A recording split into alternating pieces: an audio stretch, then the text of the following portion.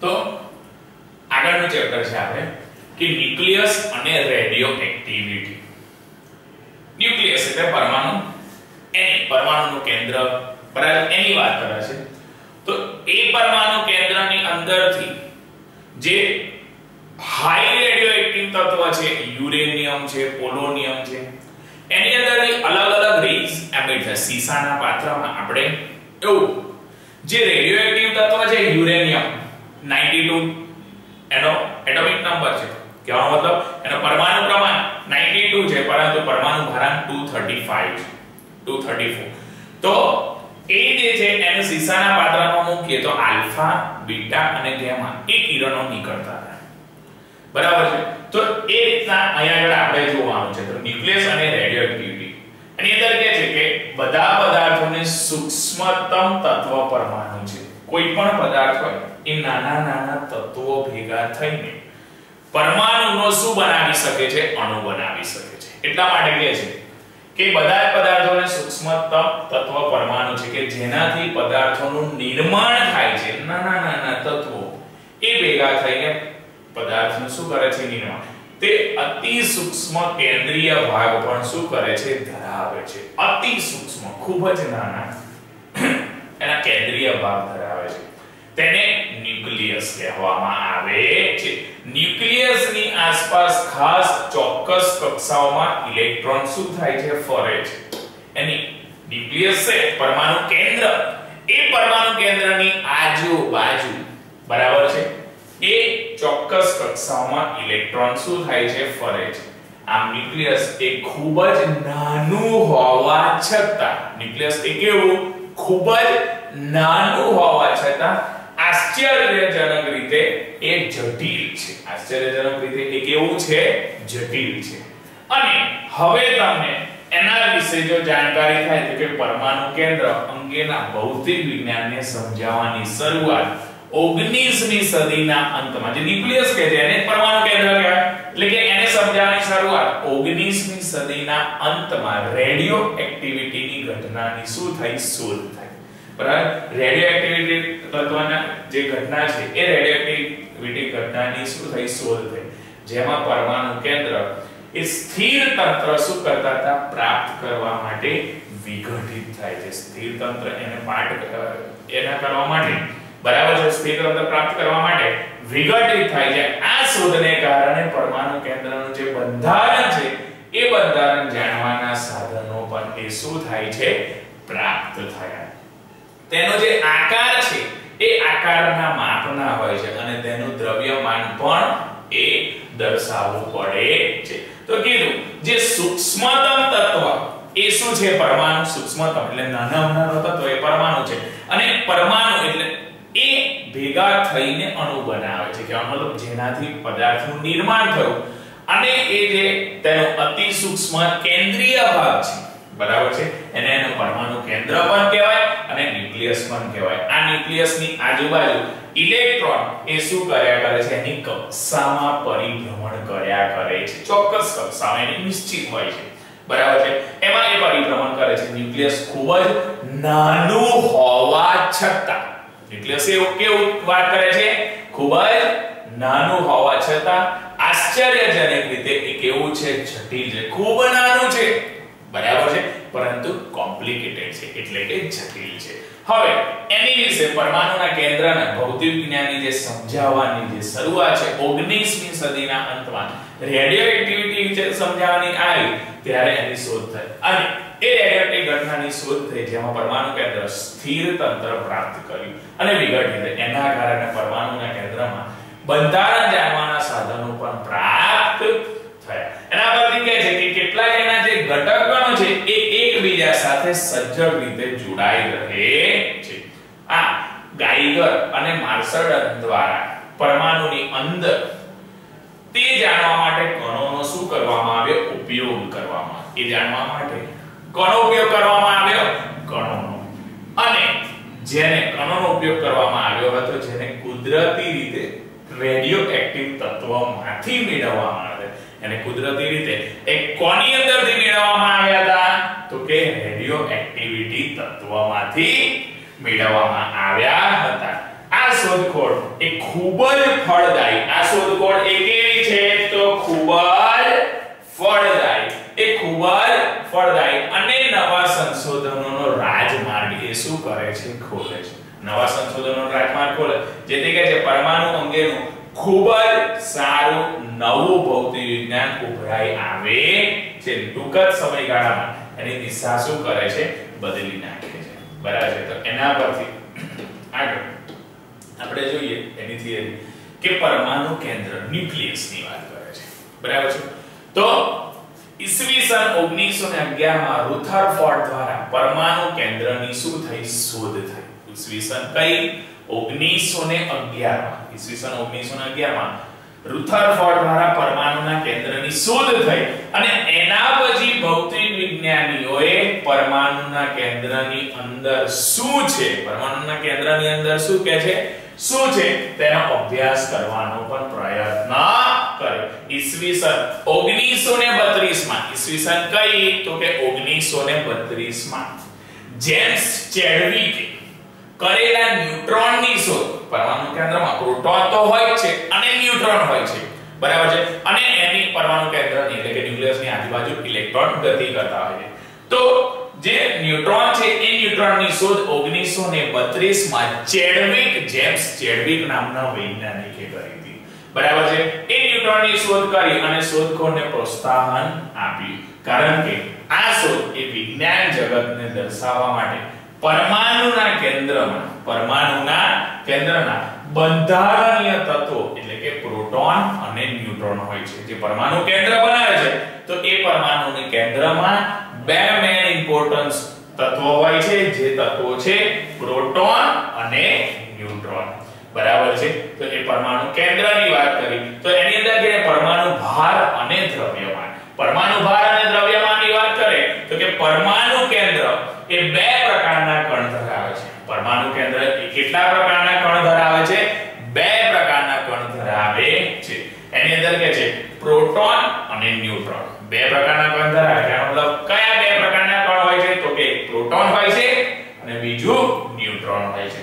જો પ્રોટોન ધન ભારિત, બરાબર છે, પ્રોટોન એ કેવાની વાત કરે છે ધન વીજભારિત છે, જે ન્યુટ્રોન તટસ્થ છે, પ્રોટોન એ ધન છે અને ન્યુટ્રોનની વાત કરે તો ન્યુટ્રોન એ તટસ્થ છે, બરાબર છે, અને વીજભારિત અને ઇલેક્ટ્રોન કે જે પરમાણુ કેન્દ્રની આસપાસ ખાસ ચોક્કસ કક્ષાઓમાં એ શું થાય છે ફરે છે, એ એની નિશ્ચિત કક્ષાઓમાં એનું પરિભ્રમણ શું રાખે છે ચાલુ રાખે છે। એટલા માટે કીધું કે પરમાણુના કેન્દ્રમાં બે પ્રકારના કણ ધરાવે છે, એક પ્રોટોન અને બીજો ન્યુટ્રોન। તો પ્રોટોન એ ધનભારિત હોય છે, ન્યુટ્રોન એ કેવો હોય છે તટસ્થ એટલે વીજભાર વિહીન હોય છે। આમ ઇલેક્ટ્રોન કે જે પરમાણુના કેન્દ્રની આસપાસ ચોક્કસ કક્ષામાં એ શું કર્યા કરે છે ફરે છે, તે ઋણ વીજભારિત હોય છે, કેવા હોય છે ઋણ વીજભારિત હોય છે।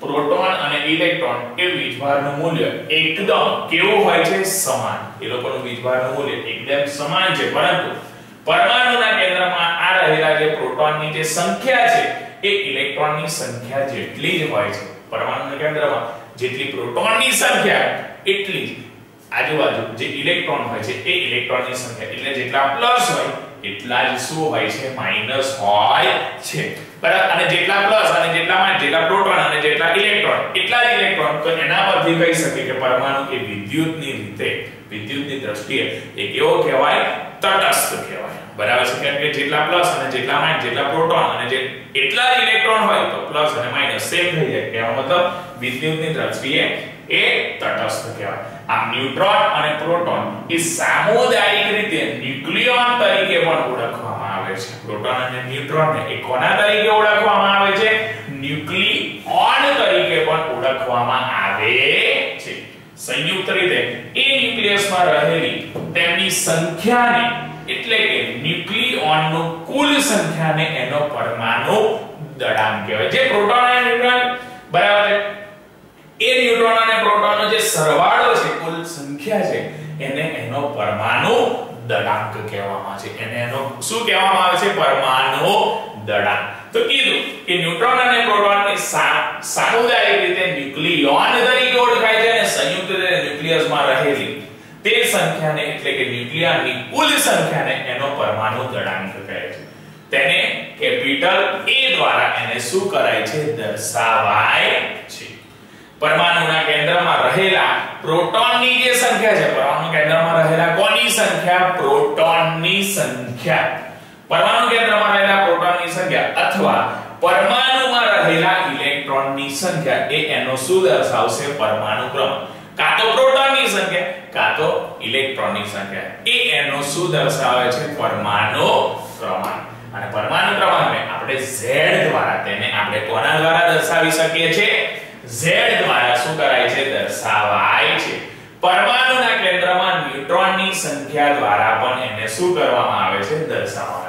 સામાન્ય રીતે આ તફાવત વધવાની સાથે એ શું થાય છે? વધે છે. તો કે લિથિયમના પરમાણુ કેન્દ્રમાં પ્રોટોન અને ન્યુટ્રોન શું કરે છે? ધરાવે છે. આ પરમાણુ ક્રમાંક છે અને પરમાણુ ક્રમાંક પણ એ શું કરે છે? દર્શાવે છે.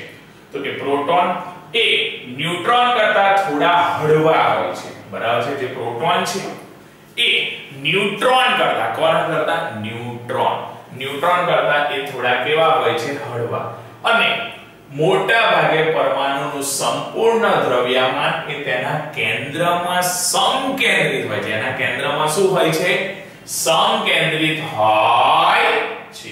એના કેન્દ્રમાં સમકેન્દ્રિત હોય છે. આમ પરમાણુના કેન્દ્રનું જે દ્રવ્યમાન છે એ લગભગ અને પ્રોટોનના દ્રવ્યમાન, કેન્દ્રનું જે દ્રવ્યમાન છે લગભગ અને પ્રોટોનનું દ્રવ્યમાન એ ન્યુટ્રોનના દ્રવ્યમાનના ગુણાકાર જેટલું હોય છે. પ્રોટોનનું જે દ્રવ્યમાન બરાબર છે એ અથવા ન્યુટ્રોનના દ્રવ્યમાનના ગુણાકાર જેટલું. પરમાણુનું કેન્દ્રનું દ્રવ્યમાન અને પ્રોટોનનું દ્રવ્યમાન એ બંનેના ગુણાકાર જેટલું હોય છે. જો પ્રોટોનનું દ્રવ્યમાન, કોનું? પ્રોટોનનું દ્રવ્યમાન હોવાથી અને મોટા ભાગના પરમાણુ કેન્દ્ર માટે નું મૂલ્ય ની વચ્ચે હોવાથી પરમાણુના કેન્દ્રમાં દ્રવ્યમાન આશરે અને વચ્ચેના મૂલ્યમાં હોય છે. આશરે એની વચ્ચેના મૂલ્યમાં એ શું હોય છે? હોય છે. કીધું કે પ્રોટોન એ ન્યુટ્રોન કરતા થોડા કેવા છે? હળવા છે. બરાબર છે. એના કરતા એ થોડા હળવા છે અને મોટા ભાગે આ પરમાણુનું સંપૂર્ણ જે દ્રવ્યમાન છે તેના કેન્દ્રમાં સંકેન્દ્રિત હોય છે. પરમાણુ કેન્દ્રનું જે દ્રવ્યમાન છે લગભગ એ પ્રોટોનના દ્રવ્યમાન અથવા ન્યુટ્રોનના દ્રવ્યમાનના ગુણાકાર જેટલું છે. જો પ્રોટોનનું દ્રવ્યમાન હોય તે મોટા ભાગના પરમાણુના કેન્દ્ર માટેનું જે મૂલ્ય છે એની વચ્ચે હોવાથી પરમાણુના કેન્દ્રનું જે દ્રવ્યમાન છે એ આશરે અને એની વચ્ચેના મૂલ્યમાં પણ હોય છે. તો કીધું કે પરમાણુના કેન્દ્રનો આ જે વિદ્યુતભાર છે એ વિદ્યુતભાર જેટલો હોય છે. જ્યાં એક વિદ્યુતભારનો મૂળભૂત એકમ, બરાબર, એક વિદ્યુતભારનો મૂળભૂત એકમ છે તે ઇલેક્ટ્રોનમાં રહેલા વિદ્યુતભારના મૂલ્ય જેટલો જ હોય છે. તો એનું મૂલ્ય દર્શાવ કુદરતી રીતે ઉદ્ભવતા પરમાણુના કેન્દ્ર માટે, કુદરતી રીતે ઉદ્ભવતા કોના માટે? પરમાણુના કેન્દ્ર માટે એથી એની વચ્ચેનું મૂલ્ય પણ ધરાવે છે. જ્યારે કૃત્રિમ રીતે બનાવેલા તત્વો છે, કોની રીતે? કૃત્રિમ રીતે બનાવેલા જે તત્વો છે એ ટ્રાન્સ્યુરેનિક તત્વોનું મૂલ્યથી એની વચ્ચે હોય છે. એના કોની વચ્ચે હોય છે? એની વચ્ચે એનું દર્શાવે છે. બરાબર છે. એની વચ્ચે જો એનું દર્શાવશે, બરાબર, તો એની પરથી કહેશે કે પરમાણુ કેન્દ્રનો જે વિદ્યુતભાર હતો એ પરમાણુ કેન્દ્રના વિદ્યુતભાર જેટલો જ હોય છે. પરમાણુ કેન્દ્રના વિદ્યુતભાર જેટલો અને જ્યાં વિદ્યુતભારનો જે મૂળભૂત એકમ છે, બરાબર છે, એ ઇલેક્ટ્રોન પર રહેલા વિદ્યુતભાર જેટલો જ હતો. ઇલેક્ટ્રોન પર રહેલા અથવા પ્રોટોન તો એના વિદ્યુતભાર અને એના પરથી તેનું શું કરશે? એનું મૂલ્ય દર્શાવશે. અને એ એનું મૂલ્ય દર્શાવશે જેથી કે છે કુદરતી રીતે આ ઉદ્ભવતા પરમાણુ કેન્દ્ર માટે એથી એની વચ્ચેનું મૂલ્ય પણ એ શું કરે છે? ધરાવે છે.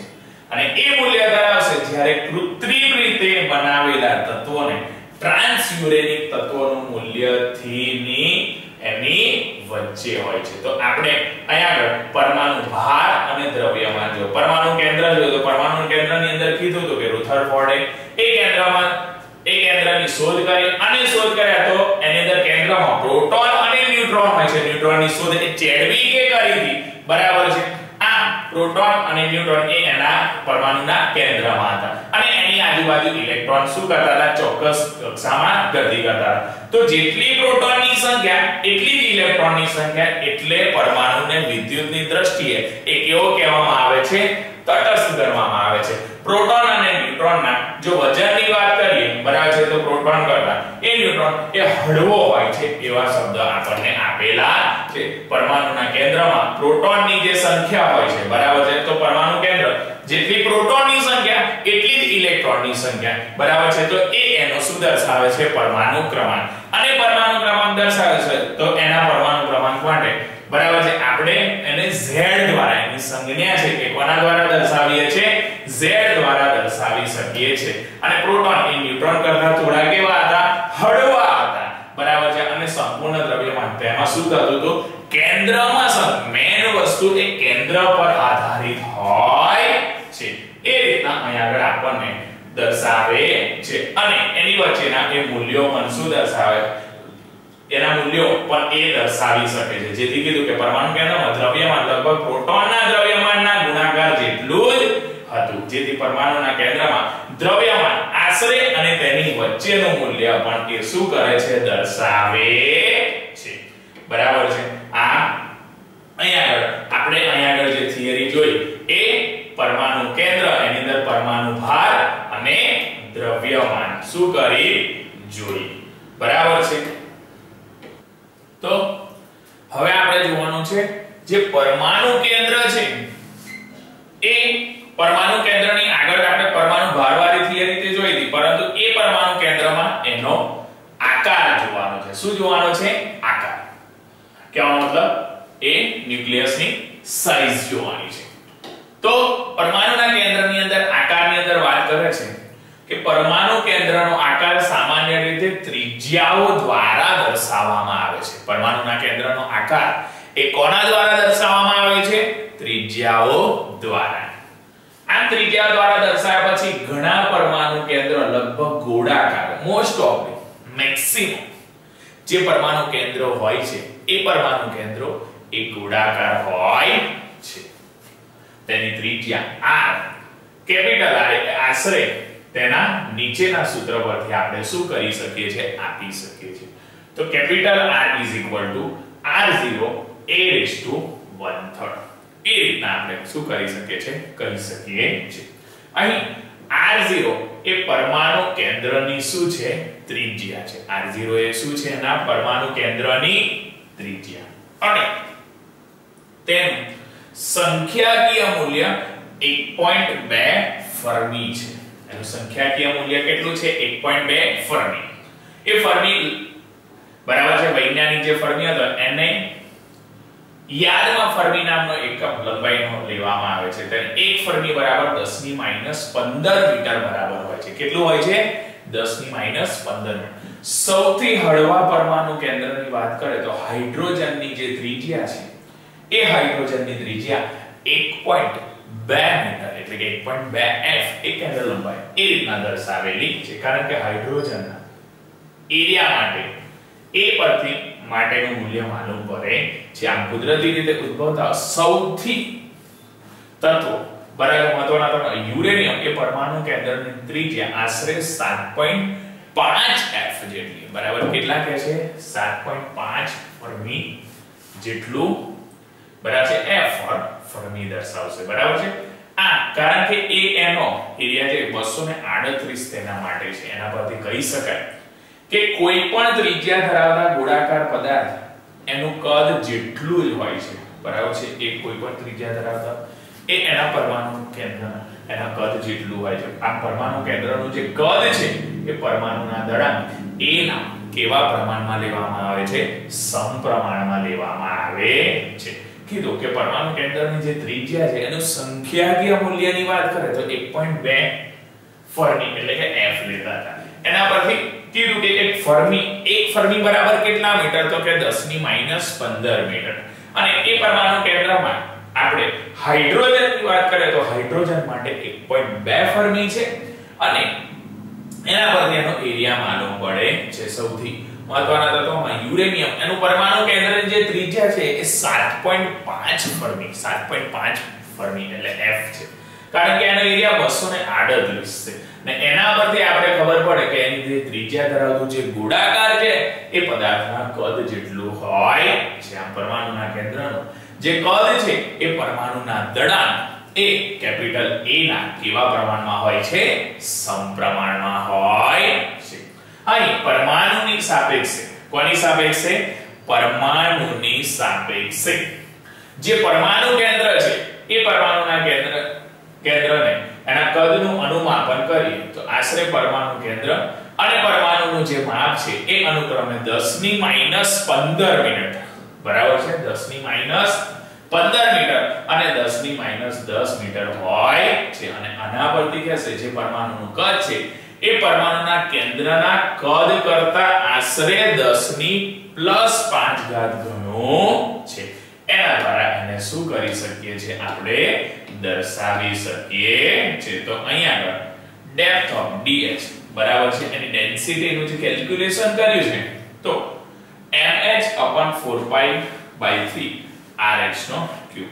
તો mh બરાબર 1.673 ગુણ્યા 10 ની -27 4π/3 1.2 * 10⁻⁻15 * 3.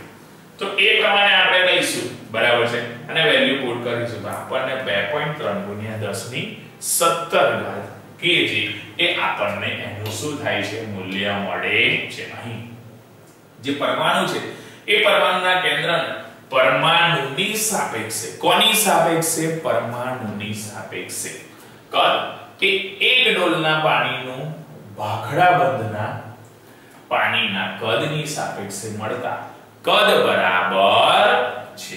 હવે એ ન્યુક્લિયસ પરથી ન્યુક્લિયર એ પદાર્થની ઘનતાના મૂલ્યનો ક્રમ, કોની મૂલ્યનો ક્રમ, એની ઘનતાના મૂલ્યનો જે ક્રમ છે એ પણ જાણવા આપણે જઈશું. તો એના પરથી ખબર, સૌથી હળવા પરમાણુ કેન્દ્ર, સૌથી કેવા હળવા, સૌથી હળવા પરમાણુ કેન્દ્રમાં હાઇડ્રોજન કે જેનું દ્રવ્યમાન અને એની શું દર્શાવે છે, ત્રિજ્યા, તેને ગોળાકાર માનીને, કેવા માનીને, ગોળાકાર માનીને તેની ઘનતા આપણે જોઈએ, તેને ગોળાકાર માનીને તેની ઘનતા જોઈએ તો એના પરથી કહી શકાય કે ઓક્સિજન માટે R0, ઓક્સિજન માટે કેટલા કહે છે, R0 3 ગુણ્યા 10 ની -15 ઘાત મીટર, કેપિટલ M0 2.7 ગુણ્યા 10 ની 26 ઘાત kg અને D0 એ 2.39 ગુણ્યા 10 ની 17 ઘાત kg પર મીટર ક્યુબ. એના પરથી કહેશે એ જે હાઇડ્રોજન અને ઓક્સિજન છે એ હાઇડ્રોજન અને ઓક્સિજનની ઘનતા એ સમાન ક્રમની છે. હાઇડ્રોજન અને ઓક્સિજનની જે ઘનતા છે એ કેવા ક્રમની છે, સમાન ક્રમની છે. અને એના પરથી ખબર પડશે કે એ પાણીની ઘનતા 10 ની 3 ઘાત અને મર્ક્યુરીની ઘનતા 13.6 ગુણ્યા 10 ની 3 ઘાત કિલોગ્રામ પર મીટર ક્યુબ છે. એના પરથી કહે છે કે જે ન્યુક્લિયર છે એ પદાર્થની ઘનતામાં રહેલો છે અને એ મૂલ્યના અનુમાન પરથી, એ મૂલ્યના શું કહે છે, એના અનુમાપન પરથી એ એના શું કરશે, દર્શાવશે. એના અનુમાપન પરથી એના મૂલ્ય અલગ અલગ શું કરે છે, એના મૂલ્યો દર્શાવે છે અને મૂલ્ય દર્શાવશે તો એમાં કહે છે કે જો પૃથ્વી આ જ રીતે ઘનતાની સંકુલિત દ્રવ્યમાન ધરાવતી હોય તો 184 મીટર ત્રિજ્યા ધરાવતો જે ગોળો હોય બરાબર છે, કેટલા મીટર ત્રિજ્યા ધરાવતો, 184 મીટર જેટલી ત્રિજ્યા ધરાવતો ગોળો, તે જ રીતે આપણી સૂર્યમાં 10 કિલોમીટર જેટલું દ્રવ્યમાન ધરાવતા ન્યુક્લિયર ગોળાની ત્રિજ્યા હોય બરાબર. કીધું, સમજાવે કે જો પૃથ્વી આ જ રીતે એની સઘનતા દર્શાવતી હોય તો સંકુલિત દ્રવ્યમાન ધરાવતા એ માત્ર 184 મીટર ત્રિજ્યા, કેટલી, 184 મીટર એ ગોળો હોય ને તે જ રીતે આપણે સૂર્ય 10 કિલોમીટર જેટલું દ્રવ્યમાન, કેટલા કિલોમીટર જેટલું, 10 કિલોમીટર જેટલું દ્રવ્યમાન ધરાવતા ન્યુક્લિયરના ગોળાની ત્રિજ્યા હોય બરાબર છે. હવે આપણે એના પરમાણુ કેન્દ્રનું સંકેતીકરણ જોઈએ, બરાબર છે? એ પરમાણુ કેન્દ્રનું જે સંકેતીકરણ છે કઈ રીતના આપણે એને દર્શાવીશું એ આપણને શું કરે છે, દર્શાવે છે. તો કહે છે કે પરમાણુનું કેન્દ્ર તરફના રાસાયણિક સંકેત દ્વારા, એના કયા સંકેત દ્વારા?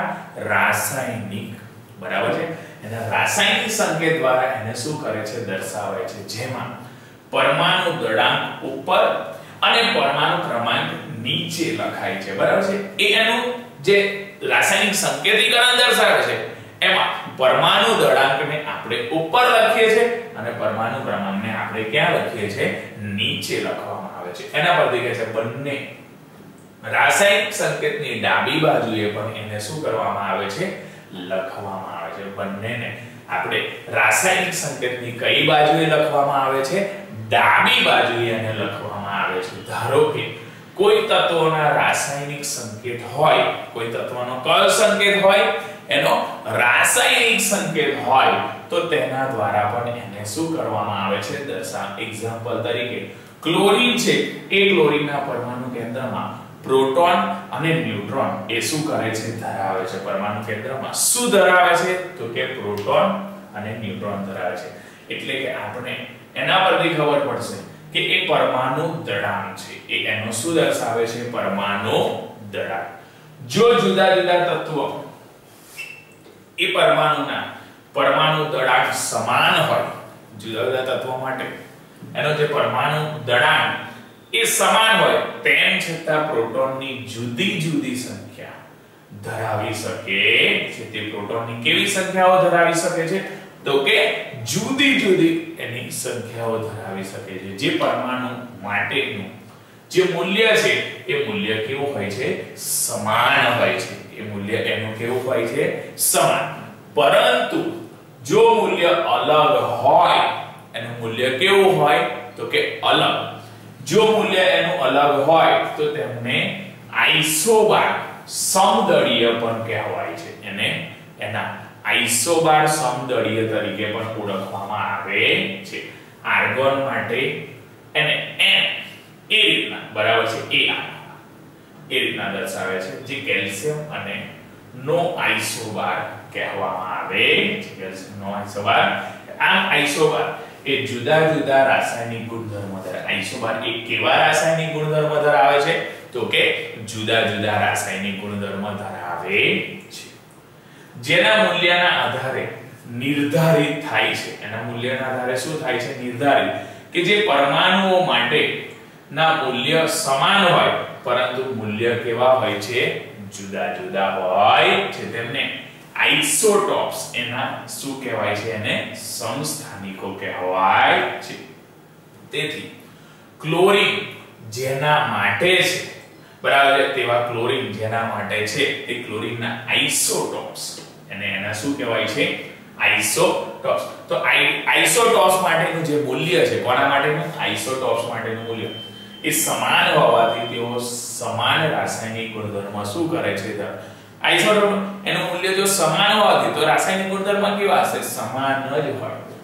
એના પરથી આઇસોટોપ્સ એ પરમાણુ કેન્દ્રમાં રહેલી જે ન્યુટ્રોનની સંખ્યા છે, બરાબર છે, એના પરમાણુ કેન્દ્રમાં રહેલી જે ન્યુટ્રોન, એ ન્યુટ્રોનની સંખ્યા એ કેવી હોય છે, જુદી જુદી હોય છે. અને જે પરમાણુઓ તથા પરમાણુ કેન્દ્રમાં સમાન ન્યુટ્રોનની સંખ્યા પણ એ શું કરે છે, ધરાવે છે, બરાબર છે. ન્યુટ્રોનની સંખ્યા જુદી જુદી હોય છે અને જે પરમાણુઓ તથા પરમાણુ કેન્દ્રમાં સમાન ન્યુટ્રોનની સંખ્યા પણ ધરાવે છે તેને તેમના આઇસોટોપ્સ કહેવામાં આવે છે. એને શું કહેવામાં આવે છે, આઇસોટોપ્સ. તેથી એને ધરાવતો જે સોડિયમ તથા મેગ્નેશિયમ એને પણ એના આઇસોટોન્સ કહે છે. શું કહે છે, એના આઇસોટોન, બરાબર છે. તો આ રીતના કીધું કે એનો પરમાણુ ક્રમાંક નીચે અને પરમાણુ દળાંક એનો ઉપર દર્શાવવામાં આવે છે. તો એનું શું થયું, એનું સંકેતીકરણ, બરાબર છે. તો આ થિયરી આપણી હતી પરમાણુ કેન્દ્રની. આગળ એનો પરમાણુ કેન્દ્રનો આકાર જોયો, બરાબર છે, એની ત્રિજ્યા પરથી એનો નક્કી થાય અને મોસ્ટ ઓફ બધા, બરાબર, મેક્સિમમ જે પરમાણુ કેન્દ્ર હતા એમના આકાર કેવા હતા, ગોળાકાર જ હતા અને એનું સંકેતીકરણ કઈ રીતના દર્શાવતા હતા એ પણ અહીંયા આગળ શું કર્યું છે દર્શાવે. એને રિલેટેડ એક નાનો અહીંયા આગળ એક્ઝામ્પલ દર્શાવે છે. બરાબર છે. તો એક્ઝામ્પલ અહીંયા આગળ જ્યારે દર્શાવે છે બરાબર તો કહે છે ના એક્ઝામ્પલમાં એ calculate the number of electron proton and neutron of the nucleus in atom uranium. એટલે એના ઇલેક્ટ્રોન ન્યુટ્રોન પ્રોટોન એ બધું કેલ્ક્યુલેટ કરવાનું છે. તો યુરેનિયમ 92 238 આપણને આપેલું છે. તો યુરેનિયમ 92 અને 238 છે તો 92 બરાબર છે એનો પરમાણુ ક્રમાંક એટલે એના પ્રોટોનની સંખ્યા બરાબર છે. પ્રોટોનની સંખ્યા અને આ 238 પરમાણુ ભારાંક દર્શાવે છે બરાબર છે. તો Z બરાબર 92 આવશે બરાબર છે. તો અને A બરાબર 238 આ રીતના એનું સંકેતીકરણ શું કરે દર્શાવે. તો A બરાબર 238 એ પ્રોટોન અને ન્યુટ્રોન બંનેનો શું દર્શાવે છે સરવાળો દર્શાવે છે.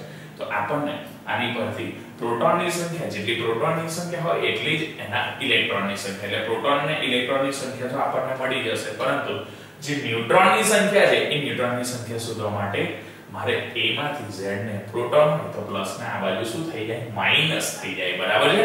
એટલે A Z શું થઈ જશે થઈ જશે બરાબર છે. તો A Z પરથી આપણને જે ન્યુટ્રોન જોઈએ છે એ ન્યુટ્રોનની સંખ્યા આપણને શું થઈ જાય છે મળી જાય છે એ સૂત્રમાં.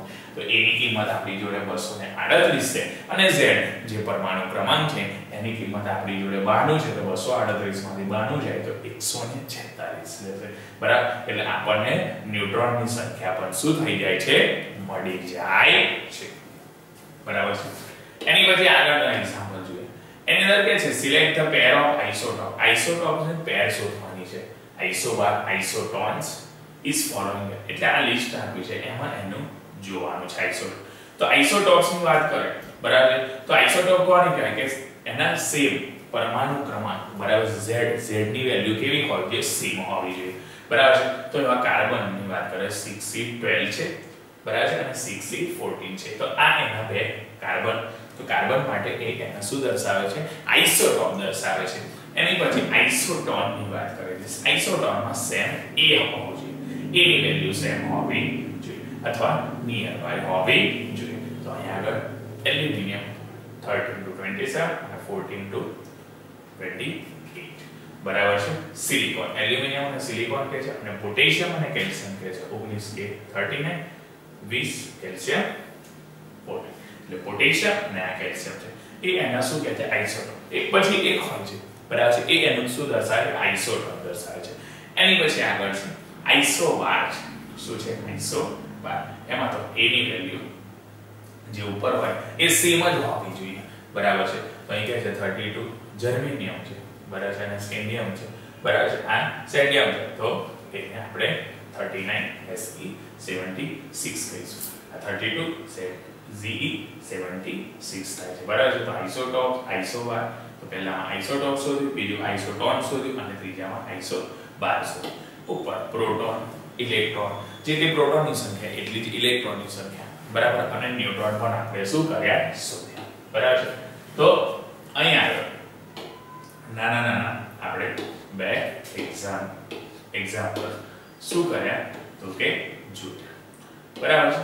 હવે આગળની થિયરીમાં જોઈએ.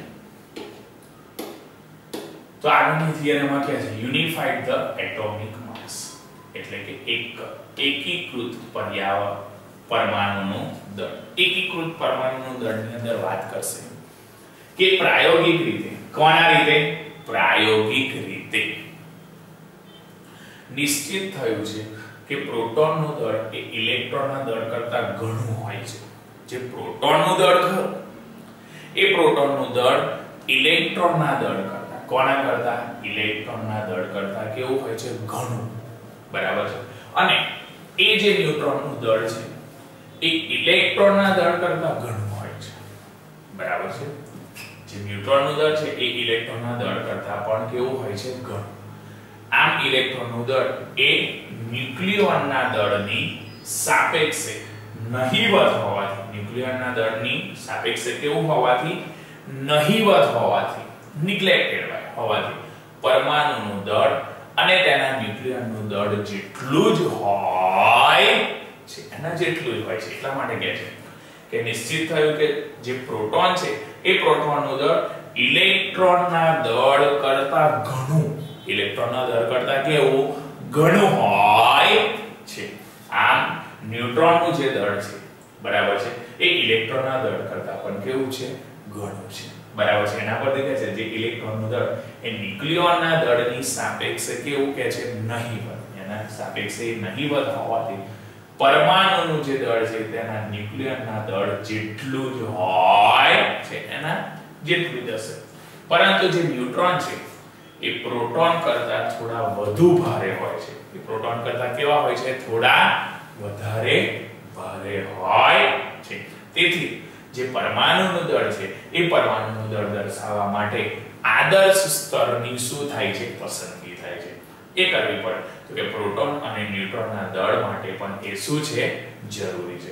તો કે અત્યારે પરમાણુનું દળ એ કાર્બનના આઇસોટોપના વાસ્તવિક દળના રૂપમાં દર્શાવાય છે. જે પરમાણુ છે એ પરમાણુનું દળ એ તેના આઇસોટોપના વાસ્તવિક દળના રૂપમાં, કેવા દળના તો કે વાસ્તવિક દળના રૂપમાં એને શું કરે છે દર્શાવાય છે. પરંતુ જે પરમાણુ છે એ પરમાણુના દળના, પરમાણુ છે એ પરમાણુ દળના એકમને સંક્ષિપ્ત રૂપે શું કરવામાં આવે છે લખવામાં આવે છે. એને સંક્ષિપ્ત રૂપે લખવામાં આવે છે અને તેને વાસ્તવિક દળના ભાગ તરીકે પણ એને શું કરી શકાય છે વ્યાખ્યાયિત કરી શકાય છે. અને વ્યાખ્યાયિત કરશે જેથી કાર્બનના પરમાણુનું દળ અહીં ગણશે 1 યુનિટ બરાબર 1/12. એક કાર્બનનું દળ એટલે A બરાબર 12 થાય છે. તો 1/12 ગુણ્યા 1.99 267 ગુણ્યા 10 ની માઈનસ 6 તો 1.660565 ગુણ્યા 10 ની માઈનસ 27 કિલોગ્રામ એટલે 1.66 ગુણ્યા 10 ની માઈનસ 27 કિલોગ્રામ. આ પ્રોટોનનું દળ 6723 ગુણ્યા 10 ની માઈનસ 27 ગ્રામ અને ન્યુટ્રોનના દળની વાત કરે તો 1.6747 ગુણ્યા 10 ની માઈનસ 27 kg હોવાથી આપણે એને મુક્ત દ્વારા અહીં આગળ દર્શાવશે બરાબર છે કે mp બરાબર કોના બરાબર mp બરાબર એ બંનેનો રેશિયો 1.6623 ગુણ્યા 10 ની માઈનસ 27 1.6606 10 ની માઈનસ 27 તો આ ઘાતોડી જશે પણ રેશિયો 1.00727 યુનિટ એ એના પ્રોટોનનો દર્શાવશે અને ન્યુટ્રોન માસ ઓફ ન્યુટ્રોનની વાત કરીએ 1.6747 10 to minus અને 1.6606 10 ની માઈનસ તો 1.00865 u જેટલું એને શું કરી શકાય છે દર્શાવી શકાય છે. તો ઇલેક્ટ્રોનના દળને me 9.1 ગુણ્યા 10 ની અર્ધ માટે ગણીએ તો 9.1 ગુણ્યા 10 ની માઈનસ 31 તો ન્યુક્લિયરના દળના રૂપમાં એને પ્રયોગ કરતા હોવાથી એની સમતુલ્ય ઊર્જા જાણવી ખૂબ જ કેવી ઊર્જા તો કે સમતુલ્ય ઊર્જા જાણવી એ ખૂબ જ ઉપયોગી છે. આ માટે આપણે આઇન્સ્ટાઈનનું દળ એની માટે કયું દળ તો કે એના આઇન્સ્ટાઈન બરાબર છે આઇન્સ્ટાઈનનું દળ ઊર્જા એની સમકક્ષતા સમીકરણનો ઉપયોગ કરીશું. c એ શૂન્યાવકાશમાં પ્રકાશનો શું દર્શાવે છે વેગ.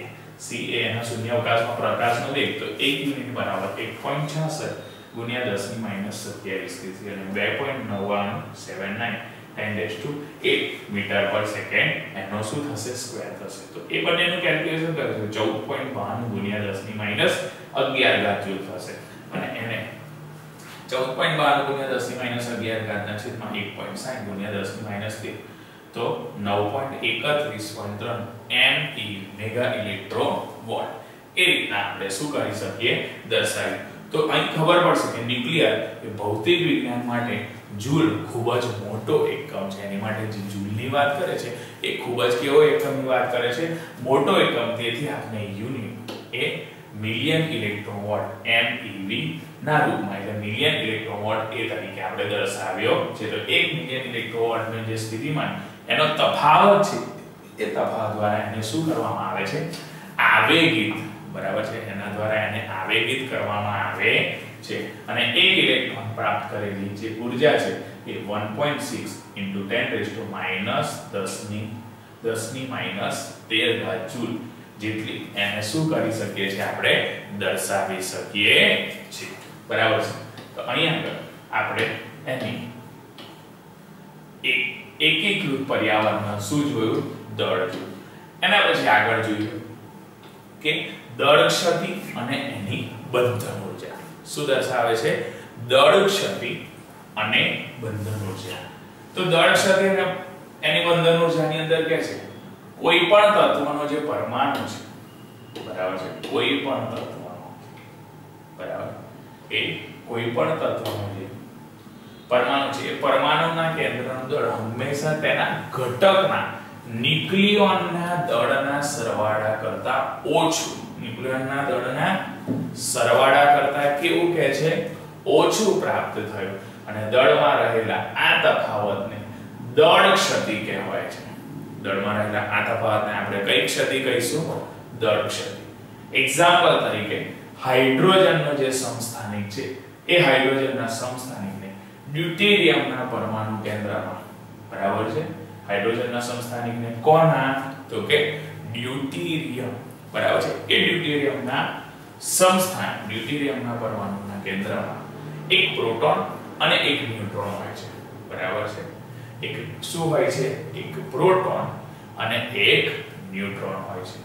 ન્યુટ્રોન અને પ્રોટોનના માપેલા દળ અનુક્રમે, એનો અર્થ એ થાય કે જે પ્રોટોન અને ન્યુટ્રોનનું જે કુલ દળ છે, પરંતુ એ ડ્યુટેરિયમના પરમાણુના કેન્દ્રનું પણ દળ હોય છે. એના ડ્યુટેરિયમના પરમાણુ કેન્દ્રનું શું હોય છે?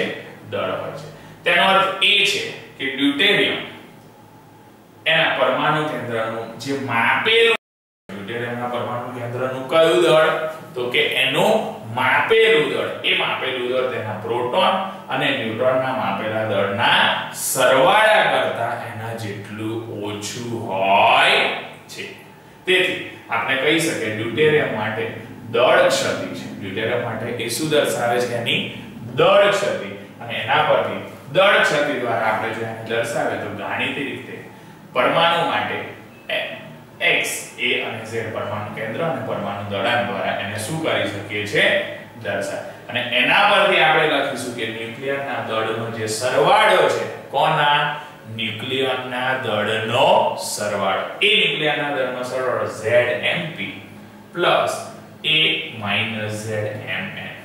તો ડેલ્ટા m બરાબર Zmp plus a minus Zmn minus capital M એ પરમાણુના કેન્દ્રનું વાસ્તવિક દળ છે. કેપિટલ M ને આપણે કોના તરીકે દર્શાવે? તો કે એના વાસ્તવિક દળ. તો એના પરથી કહેશે કે દળ ક્ષતિને સમકક્ષ ઊર્જાના દળ ઊર્જાની સમકક્ષતા પરથી, સંબંધ પરથી શું કરી શકાય છે?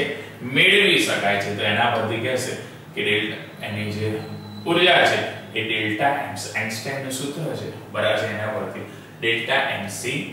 એની વેલ્યુ પુટ કરશે તો 3.96242 × 10⁻³ અને 2.998 10⁸ મીટર પડશે. તો બંનેનું કેલ્ક્યુલેશન કરશે તો 10⁻14 આવશે. 10⁻ કેટલી ઘાત? 14. તો 3.5164 × 10⁻13 એક પોઈન્ટ કટ કરશે તો 2.223 × 10⁶ ઇલેક્ટ્રોન વોલ્ટ. આનો અર્થ એ થશે કે ડ્યુટેરિયમના પરમાણુના કેન્દ્રમાં, કોના? ડ્યુટેરિયમના, બરાબર છે, એ ડ્યુટેરિયમના પરમાણુના કેન્દ્રમાં રહેલા તેના સંઘટક એ પ્રોટોન અને ન્યુટ્રોનને મુક્ત કરવા માટે ઓછામાં ઓછી, એને મુક્ત કરવા માટે શું? તો કે ઓછામાં ઓછી 2.223 બરાબર મિલિયન ઇલેક્ટ્રોન વોલ્ટ જેટલી ઊર્જા એને આપવી પડે છે. અને જે દળ ક્ષતિના ઊર્જાના સ્વરૂપે એ શું થાય છે? પ્રગટ થાય છે. જે ન્યુક્લિયરને એક સાથે શું રાખે છે? જકડી રાખે છે. અને એક સાથે જકડી રાખે. આમ ન્યુક્લિયરને જકડી રાખતા બળોની સામે જો કાર્ય કરવામાં આવે તો તે એનો શું કહેવાય છે? મહત્વપૂર્ણ ઉપયોગ થાય છે. એ એનો કયો ઉપયોગની વાત કરે છે? તો કે મહત્વપૂર્ણ ઉપયોગ. એ એનો મહત્વપૂર્ણ ઉપયોગ એનો શું કરશે? એ દર્શાવશે. તો મહત્વપૂર્ણ ઉપયોગ દર્શાવે છે ત્યારે અહીં આગળ એ કહેશે, કેલ્ક્યુલેશન કરશે ત્યારે કે બંધન ઊર્જા કઈ ઊર્જાની વાત કરે છે? બંધન ઊર્જા B, બરાબર છે એક ડેલ્ટા mc² પરંતુ zmp માં plus a minus z mn minus c² બરાબર છે ડેલ્ટા m² ડેલ્ટા m ની વેલ્યુ અને c² અપોન a તો અહીંયા આગળ c 6c12 માટે કરી દીધું z બરાબર 6 છે a બરાબર 12 છે તો a માઈનસ z 12 - 6 બરાબર 6 m આપણે 12 યુનિટ અને 1 યુનિટ બરાબર 931.3 mv b બરાબર 6 mp 6 mm - 12 into 931.3 upon 12 એનું કેલ્ક્યુલેશન કરીશું તો 7.41 me મિલિયન ઇલેક્ટ્રોવોટ તો mp બરાબર 1.00727 યુનિટ mn બરાબર 1.00865 u એ આપણને શું કરે છે અહીં આગળ દર્શાવે છે બરાબર તો એના પરથી આપણને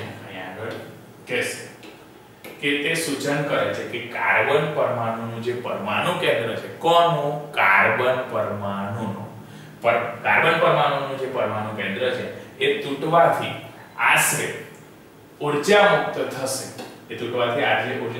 થશે જેનું વિવિધ ઉદ્દેશ્યોમાં વાપરી શકાય છે અને વિવિધ ઉદ્દેશ્યમાં શું કરી શકાય છે તો કે વાપરી શકાય છે અને આ રીતે તત્વોમાંથી ન્યુક્લિયર ફિશન દ્વારા કોના દ્વારા ન્યુક્લિયર ફિશન દ્વારા ઊર્જા મેળવવા ન્યુક્લિયર ફિશન દ્વારા શું કરવા માટે ઊર્જા મેળવવા માટે છે અને એના પરથી આપણે આ પરમાણુ બોમ્બના ઊર્જાનો પણ એ શું છે સ્ત્રોત છે બરાબર છે આ એ પરમાણુ બોમ્બના ઊર્જાનો પણ શું દર્શાવે છે સ્ત્રોત જેથી હિલિયમ થી આયન તરફ જતા અને મૂલ્ય આશરે 4 પરમાણુ દળાંકથી 56 સુધી વધે છે તેના પછી એ ધીમે ધીમે શું થાય છે ઘટે છે સારી વાત કરે છે આપણને એની અંદર સમજાવે છે કે અહીંયા જે દળો મળ્યા તો કાર્બન પરમાણુનું જે પરમાણુ કેન્દ્ર છે એ તૂટવાથી કાર્બન પરમાણુના પરમાણુ કેન્દ્ર શું કરવાથી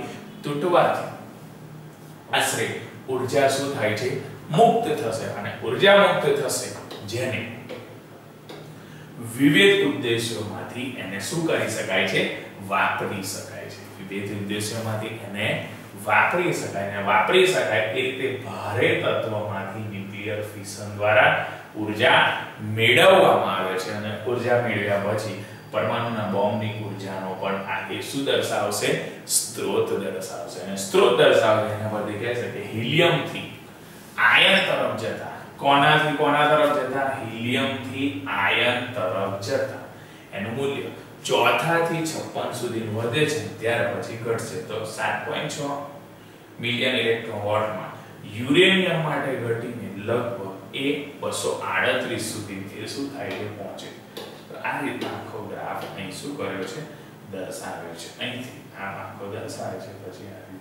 પછી ધીમે ધીમે આગળ શું થાય છે ઘટાડો થાય છે બરાબર છે તો એ એનો અહીં આગળ આખો ડાયાગ્રામ બતાવે છે એમાં માસ નંબર અને બાઇન્ડિંગ એનર્જી પર ન્યુક્લિયો બરાબર બાઇન્ડિંગ એનર્જી એની જે બાઇન્ડિંગ એનર્જી છે એ બાઇન્ડિંગ એનર્જી ફોર ન્યુક્લિયર એની અંદર 4 સુધી વધે પછી 4 થી 56 સુધી વધે પછી પાછો એનો શું થાય છે ઘટાડો થાય છે બરાબર છે તો આ એનો ગ્રાફ દર્શાવે એના પરથી કહેશે આગળ ગ્રાફ પર કે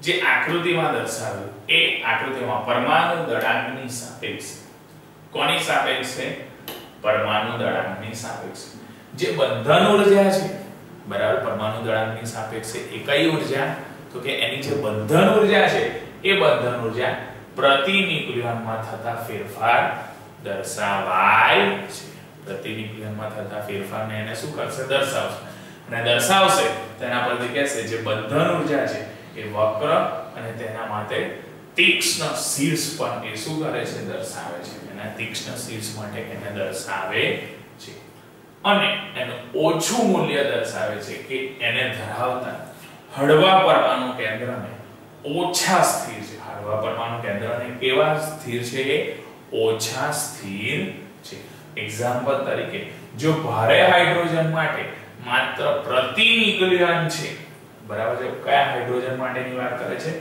ભારે હાઇડ્રોજન માટે જો ભારે હાઇડ્રોજન માટે માત્ર પ્રતિ ન્યુક્લિયન છે તો યુગ્મ એ પરમાણુનું કેન્દ્ર છે, જે પ્રોટીનની યુગ્મ સંખ્યા અને ન્યુટ્રોનની યુગ્મ સંખ્યા પણ એ શું કરે છે, દર્શાવે છે.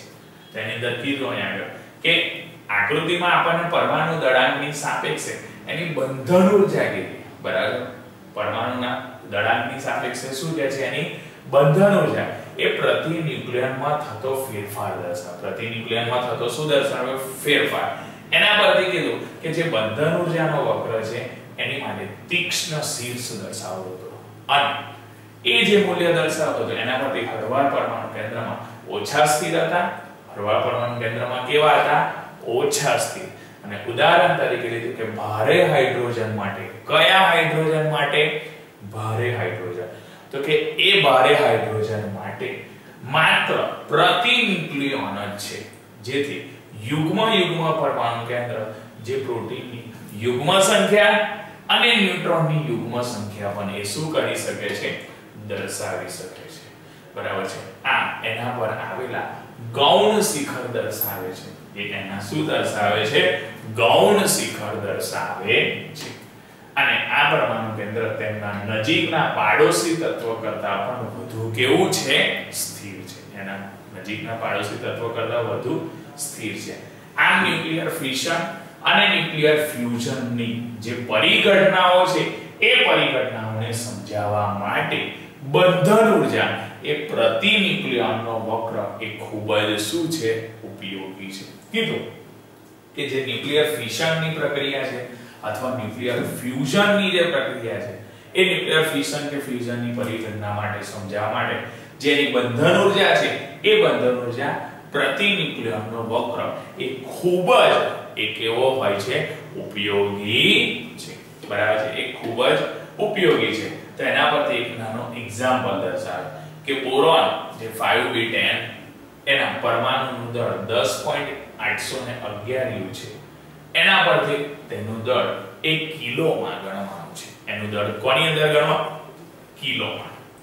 તો એ દળ જો મારે કિલોમાં ગણવું હોય, બરાબર છે, તો U બરાબર 1.66 ગુણ્યા 10⁻²7 કેજી, તો 10.811 યુનિટ બરાબર, તો 10.811 ગુણ્યા 1.660565 ગુણ્યા 10⁻²7, તો આ બંનેનું કેલ્ક્યુલેશન કરીશું તો 17.952368 ગુણ્યા 10⁻²7 કેજી એ આપણને બોરોનનો શું મળે છે, માસ મળે છે. એ કિલોગ્રામમાં, અહીંયા આગળ કોની અંદર મળે છે, કિલોગ્રામમાં આપણે એનો માસ શોધી શકીએ. તો આ એક એને રિલેટેડ નાનો એક્ઝામ્પલ હતો. ઓકે.